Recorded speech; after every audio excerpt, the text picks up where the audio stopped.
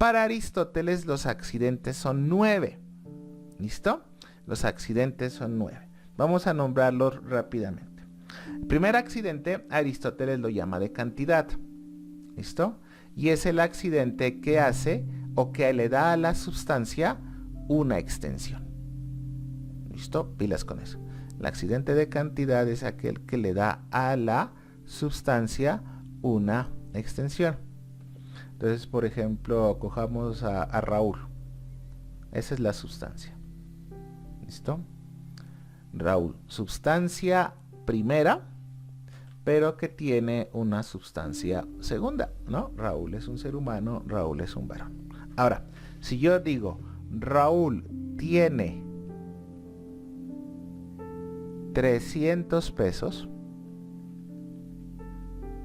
ya hemos aprendido, ¿no? Que nosotros para identificar la sustancia del accidente tenemos que buscar cuál es el sujeto y cuál es el predicado. Bueno, aquí tenemos que el sujeto es Raúl y que el predicado tiene 300 pesos. Entonces, este es el accidente. ¿Listo? En este caso, este accidente, ¿qué le da a Raúl? Una extensión. ¿Sí?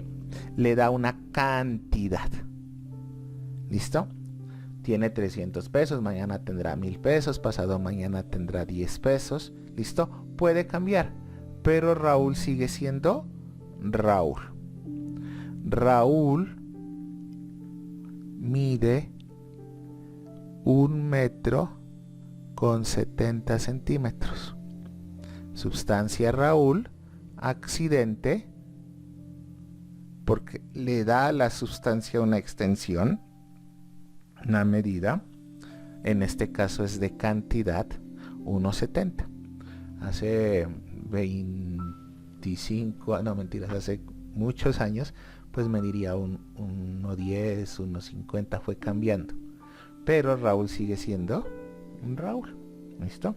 Entonces los accidentes de cantidad son aquellos que le dan a la sustancia una extensión. El accidente de cualidad, pues justamente lo que hace es eso, ¿no? Darle unas cualidades, unas características que modifican a la sustancia. Entonces aquí tenemos unos ejemplos, ¿no? Entonces yo digo, Raúl es alegre. Como tal aquí, alegre es la sustancia. ¿Y por qué modifica a Raúl? Pues porque no es lo mismo un Raúl alegre a un Raúl enojado. ¿Listo? Modifica la sustancia porque le está dando como tal una cualidad. Los accidentes de relación, pues vincula una sustancia con otra, ¿no? Entonces yo, por ejemplo, puedo decir aquí, Raúl está en el colegio. Entonces miren, aquí tenemos la sustancia Raúl, la sustancia colegio, y este accidente lo que hace es establecer una relación, hacer un vínculo. Raúl es papá de Sofía.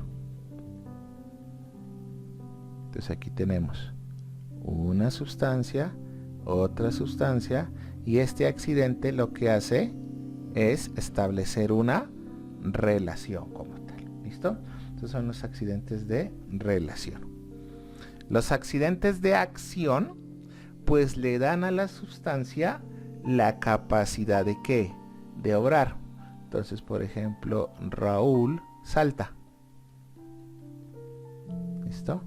Aquí estoy estableciendo una acción porque estoy determinando una forma de obrar de quién, de la sustancia como tal. ¿Listo? Los accidentes de pasión son esos que le pueden dar a la sustancia la capacidad de recibir un cambio. ¿Listo? Entonces, por ejemplo, Raúl está enfermo. Esa pasión va a cambiar. Tarde que temprano está enfermo, que es el accidente, puede cambiar. Como eso puede cambiar, pues se llaman accidentes de pasión. ¿Listo? Los accidentes de tiempo son los cambios sucesivos que se dan en la sustancia. Raúl estuvo calificando exámenes. Calificando exámenes es el accidente, ¿sí? Y es de tiempo, porque se ubica en el pasado. ¿Listo? Entonces, estuvo calificando exámenes, pasado. ¿Listo? Entonces, cuando el accidente se plantea en el presente, en el pasado o en el futuro, pues fundamentalmente esos son accidentes de tiempo. Accidentes de hábito, ¿no? Los accidentes de hábito, perdón, los accidentes de lugar, como tal estos,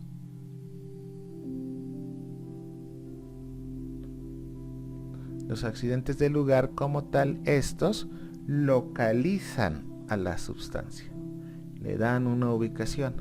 Entonces yo digo, Raúl está en casa.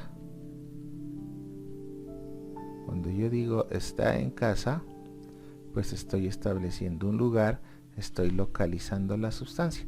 Raúl puede estar en el colegio, Raúl puede estar en el centro comercial, Raúl puede estar en la calle. Son diferentes lugares, por eso se llaman accidentes de lugar, porque pues como tal pueden cambiar, pero Raúl sigue siendo Raúl.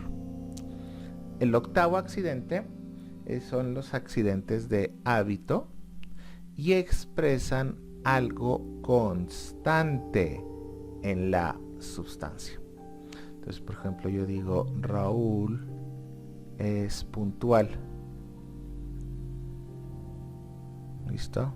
El accidente es puntual y expresa un hábito de Raúl, ¿sí? Algo que es totalmente constante en él. Ahora puede ser impuntual, sí, pero Raúl sigue siendo Raúl. Y por último, tenemos los accidentes de modo que nos expresan la manera como Raúl es en un momento específico. Entonces, por ejemplo, en este momento que yo estoy grabando este video, entonces yo tengo que decir Raúl está sentado. ¿Cuál es otra manera de ser de este momento de Raúl? Raúl está hablando. ¿Listo? Esos son los diferentes accidentes que puede sufrir la sustancia. En esencia son 9. Entonces tenemos 2 sustancias, primera y segunda, y 9 accidentes, ¿no? De cantidad, de cualidad, de relación, de acción, de pasión, de tiempo, de lugar, de hábito y de modo. Aristóteles admite que la sustancia como tal, esta sustancia puede estar sometida al devenir, o sea, al cambio.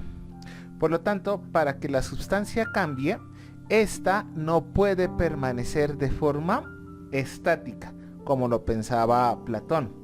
En ese sentido, Aristóteles entiende que la sustancia es una realidad que tiene la capacidad de desarrollarse.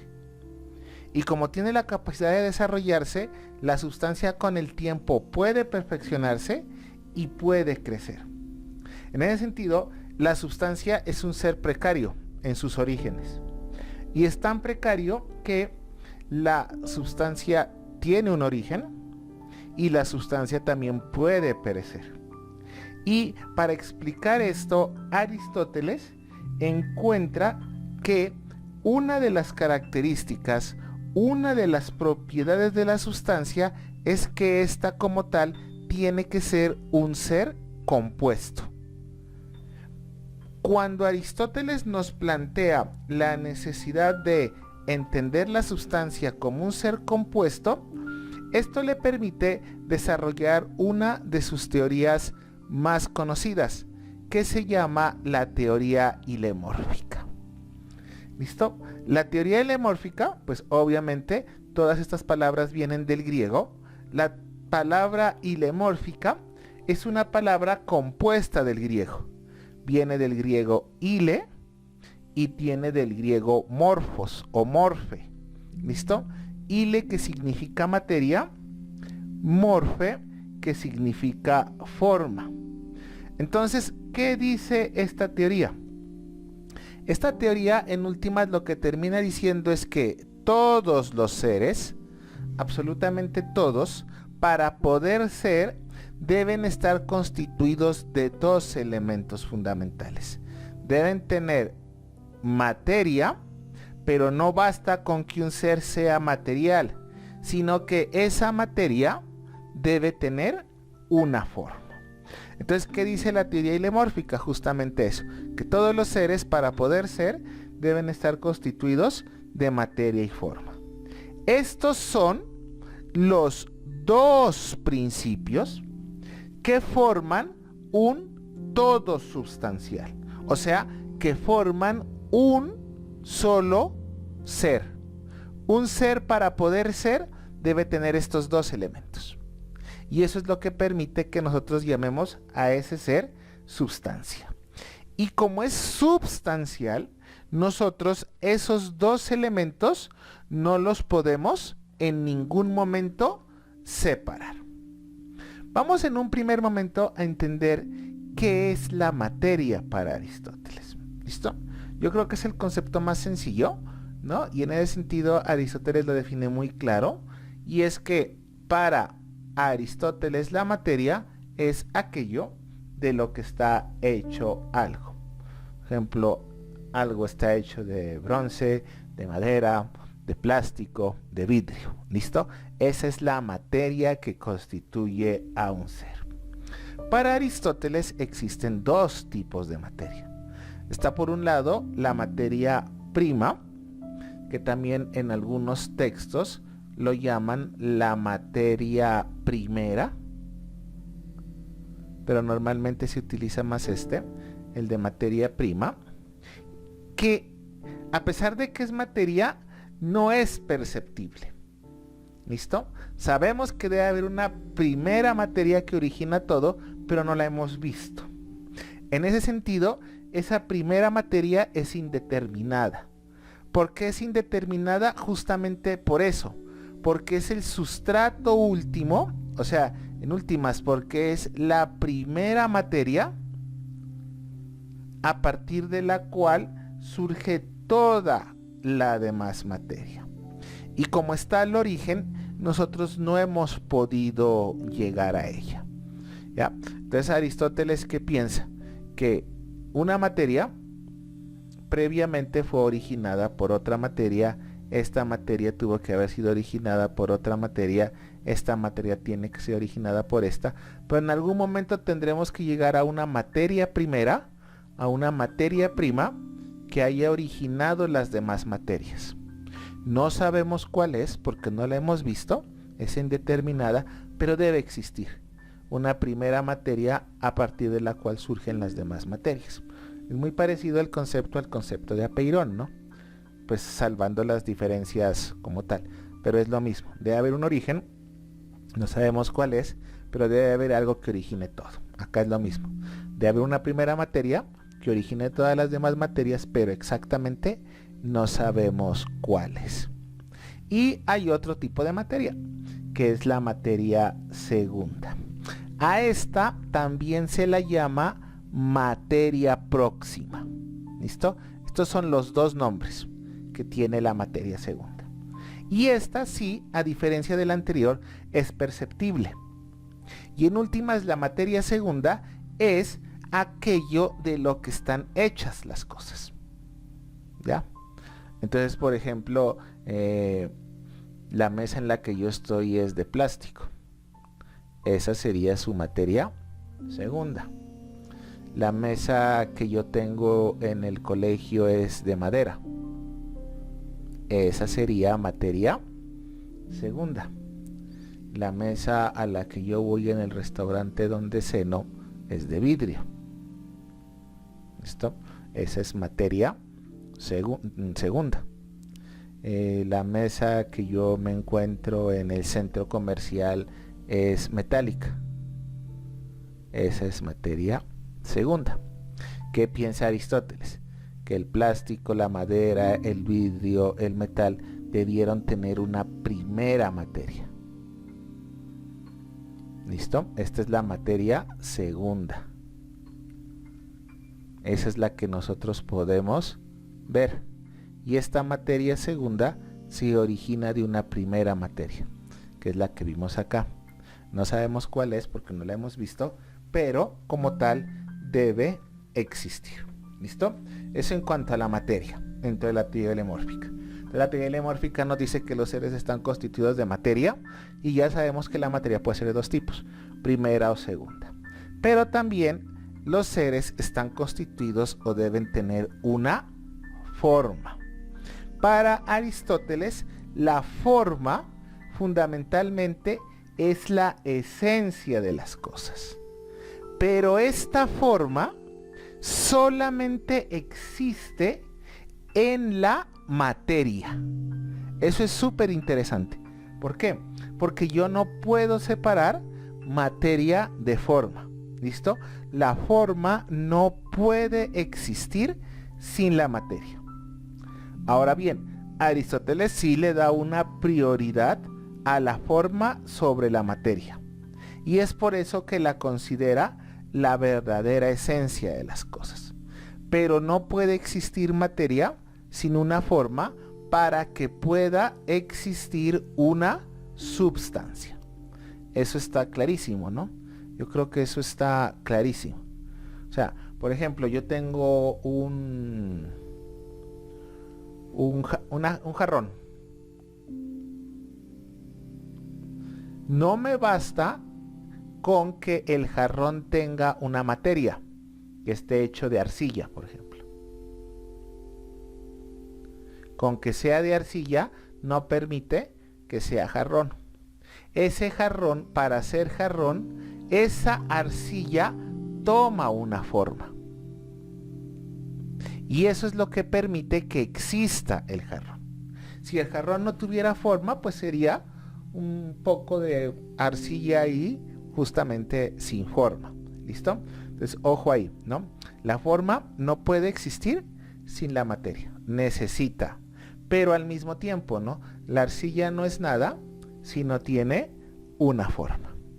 Al igual que en la materia, Aristóteles distingue dos tipos de forma. Uno, pues que se va a llamar la forma primera.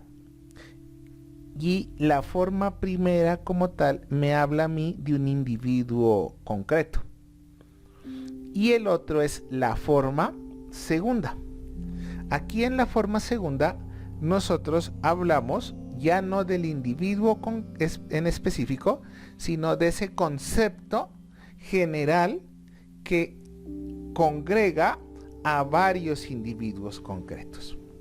En ese sentido, aquí tenemos nosotros que el concepto viene, la forma segunda viene a determinar la esencia de las cosas. Hace que las cosas sean lo que son, ¿no? Entonces, por ejemplo, yo estoy en la calle y me encuentro a una persona así. Y voy más adelante y me encuentro así. Y voy más adelante y me encuentro otro así. ¿Listo? Cada uno, si usted se da cuenta, la forma que tiene este señor es muy diferente a la forma que tiene este señor, es muy diferente a la forma que tiene este señor. Entonces en este caso estaremos hablando de la forma primera, porque estamos hablando de individuos concretos. Y cada individuo tiene una forma diferente. Pero a pesar de que tiene una forma diferente, hay algo que tienen en común. Hay algo que los congrega a los tres. En este caso pues sería la especie, en este caso sería lo que los hace ser lo que son, ¿no? Y es que en últimas ellos son seres humanos. Cuando yo digo que son humanos, estoy hablando de su forma segunda. La humanidad es la forma segunda de estos individuos concretos, o en este sentido de esta forma primera como tal. Aunque pueda parecerlo, la teoría hilemórfica no desarrolla un planteamiento dualista como lo desarrollaba Platón. ¿Listo? No tiene esa concepción dualista del pensamiento de nuestro amigo Platón. Lo acabamos de ver, pero sí es bueno que lo reforcemos, ¿no? Es más, si nosotros vemos la materia, si nosotros vemos la forma, podríamos decir que son dos elementos que para poder ser, los dos deben permanecer inseparables. Por lo tanto, la sustancia es una unidad de materia y forma. ¿Listo? Ya lo habíamos dicho, ¿no? No puede existir como tal la materia sin la forma y la forma sin la materia. Los dos forman una unidad. Los separamos para estudio, pero en cada ser la materia está permeada por la forma y la forma se diluye en toda la materia. No es que nosotros los podamos separar como tal cuando ya un ser es lo que es. ¿Listo? En ese sentido, cuando nosotros hablemos de la esencia para Aristóteles, ojo aquí con esta definición, ¿no? La esencia para Aristóteles es la naturaleza específica que tiene cada cosa. Por lo tanto, la esencia viene siendo lo más importante, lo más fundamental para que pueda existir una sustancia. ¿Listo? Para que se pueda dar la sustancia. Y en ese sentido, para Aristóteles existen dos tipos de cualidades cuando hablamos de la sustancia, cuando hablamos de la esencia y cuando hablamos del ser como tal. ¿Listo? Y es que un ser, para poder ser, tiene unos atributos esenciales, los cuales no pueden cambiar. ¿Listo? Estos no pueden cambiar, porque en el caso de hacerlo, una sustancia dejaría de ser la sustancia como tal. Pero hay unas cualidades que sí son accidentales. ¿Por qué? Pues porque son características. Y como son características, como tal, no definen a la esencia, ¿sí? No definen la esencia de una sustancia. Esas cualidades podrían cambiar, pero no por ello la sustancia dejaría de ser lo que es, ¿no? Entonces miren que aquí en la teoría hilemórfica, Aristóteles retoma los conceptos de sustancia y accidente. ¿Listo? Hay unas cosas que no pueden cambiar en el ser, pero hay otras cosas que sí pueden cambiar. ¿Por qué pueden cambiar? Porque fundamentalmente no cambian la esencia de las cosas. Es por eso que la investigación que realiza Aristóteles de los seres o de las cosas individuales, de aquellas cosas que nosotros percibimos a través de los sentidos en el mundo sensible, o sea, todas aquellas cosas que nosotros vemos, que nosotros somos capaces de percibir a través de nuestros sentidos, ¿listo? Este conjunto de sustancias, Aristóteles les da un nombre, ¿listo? A estas cosas individuales, a estas sustancias que nosotros podemos percibir, Aristóteles les da el nombre de physis. Término griego, obviamente es un término griego, que designa lo que nosotros podríamos llamar como naturaleza. Y la ciencia que estudia la physis, pues obviamente es la física. A esta física, Aristóteles la llama ya la filosofía segunda. ¿Listo? ¿Por qué es la filosofía segunda? Porque ya se dedica a estudiar el mundo que nos rodea, porque ya se dedica a estudiar la naturaleza. Y dentro de la naturaleza, pues obviamente los fenómenos que se dan en la naturaleza. Y eso pues es un campo de estudio más de la ciencia. Y la primera conclusión que alcanza esta ciencia, esta filosofía segunda, es que la principal característica del mundo sensible está centrada en el movimiento. El mundo sensible no es sensible si no existiera el movimiento. Esta es su principal característica. Ahora bien, cuando Aristóteles habla del movimiento, no se refiere únicamente a ese movimiento de cambio de lugar, ¿sí? Que yo paso de un curso a otro. ¿Por qué? Pues porque me estoy moviendo, que yo voy de mi casa al centro comercial. O sea, no es el movimiento de un cambio de lugar, sino que también tiene en cuenta otros escenarios. Sí, en un primer momento el movimiento lo podemos entender como un cambio, pero también podemos entenderlo como una alteración. Y también podemos entenderlo como una transformación. También son tipos de movimiento, ¿ya? Son tipos de movimiento que llevan como tal un proceso diferente. Y en ese sentido, las realidades sensibles están sometidos al cambio, a la alteración o a la transformación. ¿Por qué? Porque esas realidades se mueven. Es decir, esas realidades cambian de un sentido a otro como tal. Nunca permanecen siempre estáticas. Para Aristóteles, todo el movimiento no es igual. En ese sentido, podríamos decir que en el pensamiento de nuestro autor existen diferentes tipos de movimiento.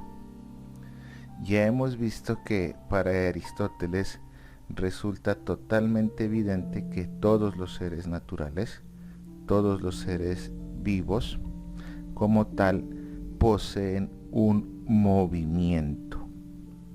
Ahora sí, no todo el movimiento es igual. Vamos a empezar por el más importante, ¿listo?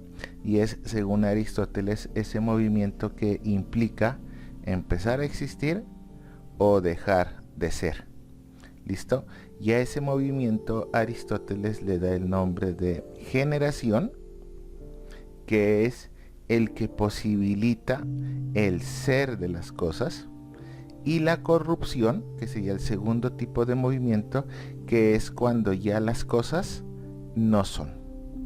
¿Listo? Entonces aquí tenemos el movimiento fundamental, porque un ser, para poder ser, pues primero tiene que estar, o sea, tiene que haber surgido.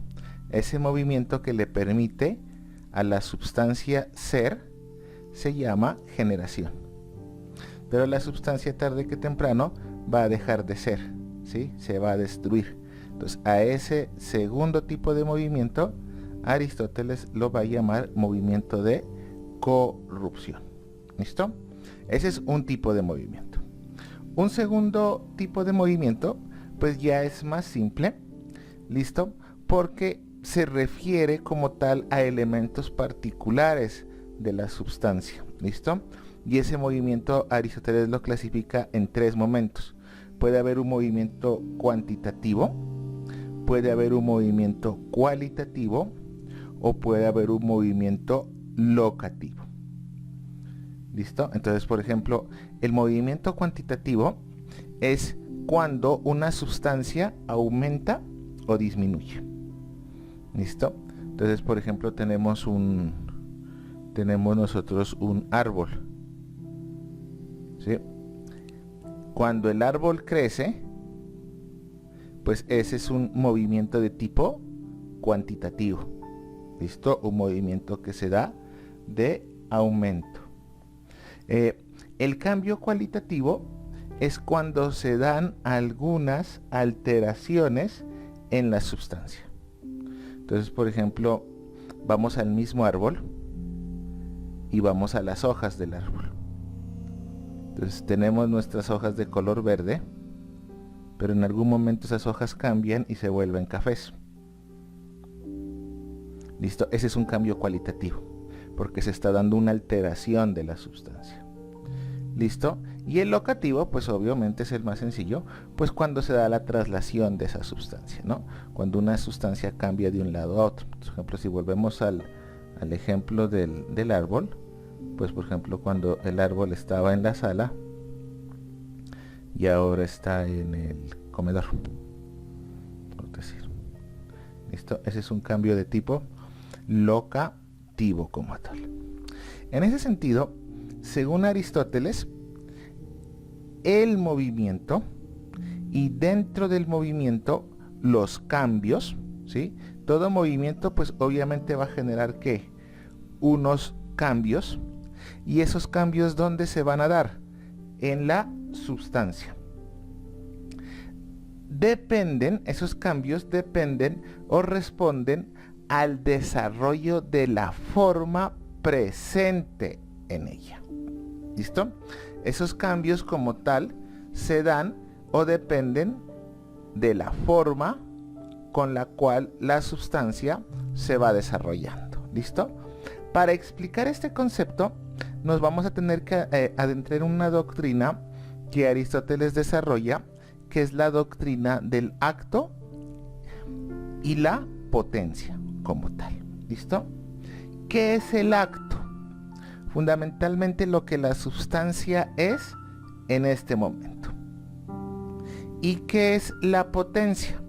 La potencia es la capacidad de llegar a ser lo que aún no se es. ¿Listo? En ese sentido, pues es un elemento súper interesante, ¿no? Entonces, por ejemplo, si tomamos, por ejemplo, a Raúl, tendríamos que decir que en acto, en este momento, lo que es ya, el acto es lo que es en este momento, pues está haciendo de profesor. Pero en potencia, o sea, lo que puede llegar a ser, Raúl puede llegar a ser papá, puede llegar a ser hijo, ¿sí? Puede llegar a ser amigo. Estas cualidades están en potencia, porque en este momento en acto, Raúl está siendo profesor como tal. ¿Listo? Entonces yo creo que ahí queda muy clara la diferencia entre el acto y la potencia. El acto es lo que se es, la potencia es lo que se va a llegar a hacer. Y según Aristóteles, el movimiento como tal tiene unas características. ¿Listo? En ese sentido, todo acto, ¿sí?, es anterior a la potencia. Y el acto es más importante que la potencia. Y es que, como tal, si nos dimos cuenta en el ejemplo, la potencia es como tal un proyecto. Es algo que todavía no es, que puede llegar a ser. Mientras que si nosotros nos referimos al acto, en el acto estamos viendo que este como tal es un hecho que ya sucede. Por eso el acto no puede estar después de la potencia. No, el acto siempre tiene que estar antes de la potencia. Y obviamente, ¿cuál de los dos es más importante? Pues el acto, porque el acto en últimas existe. La potencia es algo que puede llegar a darse, es algo que puede llevar a ser. ¿Listo? Ahora, dentro de este escenario surge una pregunta, ¿no? Y es, hola, ¿qué origina el movimiento? ¿Cuál es fundamentalmente la causa que posibilita ese movimiento? Y en últimas, ¿no? ¿Por qué se da el movimiento? ¿Cuál es la causa de que una sustancia, así lo dice Aristóteles, ¿no? ¿Cuál es la causa de que una sustancia actualice su potencialidad? ¿Por qué no se puede quedar siendo lo que es? O sea, ¿por qué se tiene que quedar, por qué no se puede quedar solo en acto? ¿Por qué tiene que tener una potencia? ¿Sí? Ese es como el elemento fundamental, ¿no? O sea, ¿por qué no se queda tal y como está? Porque tiene que cambiar, ¿no? Y la otra, ¿no? Porque se tienen que mover las cosas. En ese sentido, Aristóteles dice que si queremos conocer el movimiento como tal, nosotros debemos establecer sus causas. Ahora, para Aristóteles el movimiento no tiene una causa. El movimiento tiene 4 causas. Y entonces este es el último elemento de la metafísica aristotélica, que se llama la teoría de las 4 causas, que originan el movimiento, ¿no? Estamos hablando de las 4 causas que originan el movimiento. Estas 4 causas se las clasifica en 2 grupos como tal, ¿no? Hay unas causas que son internas al ser, ¿listo? Y en eso tenemos 2 causas, la causa material y la causa formal. Estas como tal también reciben otro nombre, ¿no? Se las llama causas intrínsecas. ¿Por qué se llaman así? Pues porque en últimas estas le van a dar forma al ser, lo constituyen como tal. ¿Listo? Y hay unas causas que se llaman externas, que son 2, la causa eficiente y la otra la causa final, y a estas también se las llama causas extrínsecas, fundamentalmente porque estas explican el porqué del devenir, ¿listo? De ese devenir que le permite a la sustancia poder ser, ¿no? Entonces aquí tenemos las 4 causas. Tenemos, para Aristóteles existe una causa material, una causa formal, una causa eficiente y una causa final. Vamos a ver rápidamente en qué consiste cada una de estas 4 causas. Vamos a ver entonces cada una de ellas. La primera, como ya lo habíamos visto anteriormente, es la causa material y se responde o se busca responder a la pregunta de qué está compuesta como tal la sustancia. Por lo tanto, la causa material hace referencia sobre todo a la realidad física que constituye a la sustancia. ¿Listo? Esa es la primera causa fundamental del pensamiento aristotélico. Entonces, por ejemplo, una estatua, coloquémosla, ¿no? Una estatua bien conocida para nosotros, por ejemplo, la de Simón Bolívar, que adorna muchos de los parques o plazas de nuestras ciudades. No tenemos la estatua de Simón Bolívar. Aristóteles dice pues que la estatua como tal debe tener una causa material, o sea, tenemos que preguntarnos de qué está compuesta esa estatua. Normalmente pues esas estatuas, como son tan antiguas, están hechas de bronce o están hechas de algún metal. ¿Listo? El metal, el bronce, sería su causa material. ¿Listo? Ahora sí, la segunda causa es la causa formal. Y es eso fundamentalmente, ¿no? Aquí miren que sigue la teoría hilemórfica, ¿no? Entonces la pregunta es esa, ¿qué forma tiene ese ser? ¿Sí? Y la causa material es la que convierte como tal a la materia en una esencia totalmente particular. ¿Por qué? Porque esa forma es propia de ese ser. ¿Listo? Es propia de ese ser. Por ejemplo, yo podría encontrarme estatuas, ¿sí? La estatua de Francisco de Paula Santander, la estatua de un cantante famoso, pero todas podrían ser de bronce, por ejemplo. Podrían tener la misma causa material. ¿Pero en qué se diferencian? Pues en su forma, ¿no? En su forma como tal. Entonces, por ejemplo, ¿qué forma tiene la estatua de Simón Bolívar? Entonces yo aquí ya comenzaría a dar sus atributos esenciales, ¿no? Entonces que es un varón, es un militar, ¿sí? Ya comienzo a dar la forma que comienza a tener esa estatua, que hace que esa estatua sea ella como tal y no sea otra. ¿Listo? La causa eficiente, que sería la tercera causa que nos planteaba Aristóteles, lo que se pregunta es quién la hizo, ¿sí? ¿Cuál es el agente que lo produjo como tal? En la terminología aristotélica es cuál es el motor, ¿sí? ¿Cuál es el estímulo? ¿Listo? ¿Qué hace que se dé ese movimiento como tal? Entonces aquí en ese sentido la causa eficiente es quien la hace, ¿sí? ¿Quién la hace? Entonces Entonces, si vamos a la estatua de Simón Bolívar, pues tendríamos que decir que es un artista, que es un escultor, ¿sí? Tendríamos que decir quién hace como tal la estatua.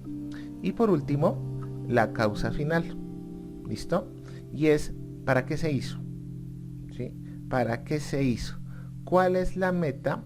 ¿Cuál es el fin por el cual ese elemento fue o es que existe? Entonces, por ejemplo, si vamos a nuestra estatua de Simón Bolívar, tendríamos que decir pues que esa estatua fue hecha para celebrar algo, para conmemorar, ¿sí? Para un fin específico, ¿listo? Y según Aristóteles, pues son estas 4 causas las que posibilitan el movimiento. Y con esto terminaríamos nuestro estudio de la metafísica de Aristóteles.